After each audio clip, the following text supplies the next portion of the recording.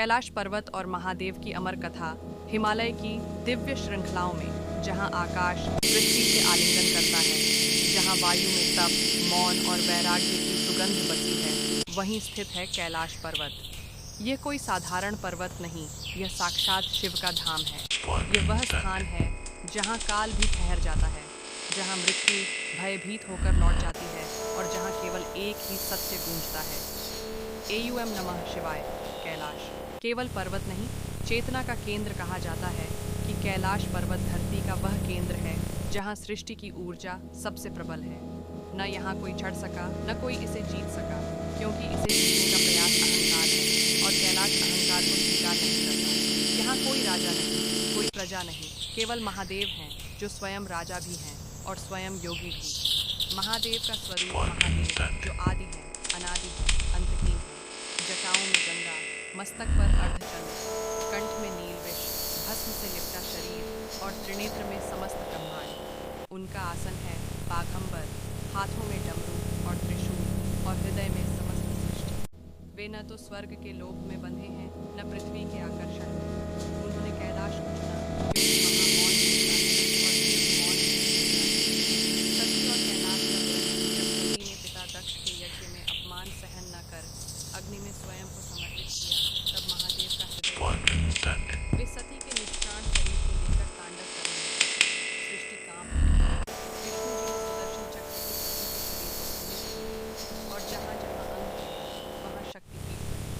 उस समय महादेव कैलाश लौटा, लेकिन वहाँ कैलाश अब शून्य था। वहाँ मौन था, पर उसमें पीड़ा थी। बर्फ थी जैसे रो रही। पार्वती का तप और कैलाश पार्वती हिमालय की पार्वती बाल्यकाल से ही महादेव को ही अपना सर्वस्व माना।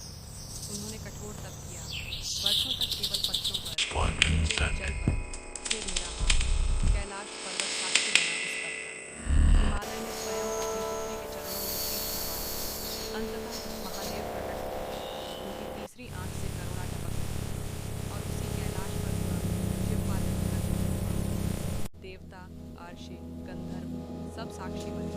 कैलाश पर शिव परिवार, कैलाश पर महादेव की पार्वती माँ, गणेश और कार्तिकेय। यह सामान्य परिवार नहीं, यह सृष्टि का संतुलन है। गणेश जो बुद्धि है, कार्तिकेय जो वीर है, पार्वती जो शक्ति है और शिव जो चेतना है। कैलाश पर न कोई विलास है, न कोई अभाव। वहाँ प्रेम है, सरलता है और वैराग्य है। रावण और कैलाश, लंका का राजा रावण महान शिव था। एक बार अपने अहंकार में कैलाश को उसने सोचा, जिस पर्वत पर शिव रहते हैं मैं उसे उठा लूँ। रावण ने पूरा बल लगाया, लेकिन महादेव ने रावण डरा। इसी पीड़ा में उसने शिव तांडव स्तोत्र गाया। महादेव प्रसन्न हुए और उसे वरदान दिया। कैलाश को सिखाया, भक्ति में शक्ति है पर अहंकार में पतन।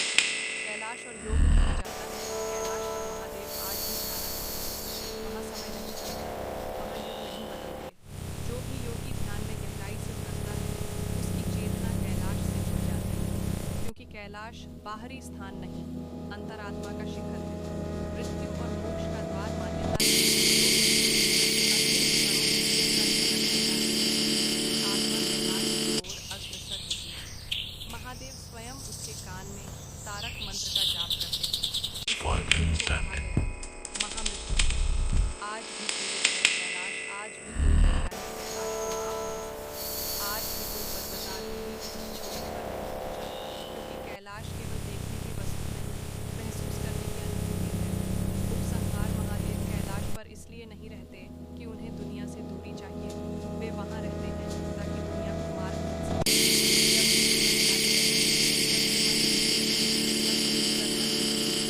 बंद करो और मन से पुकारो, हे कैलाशवासी महादेव, मुझे भी थोड़ी शांति दे दो। जो कैलाश में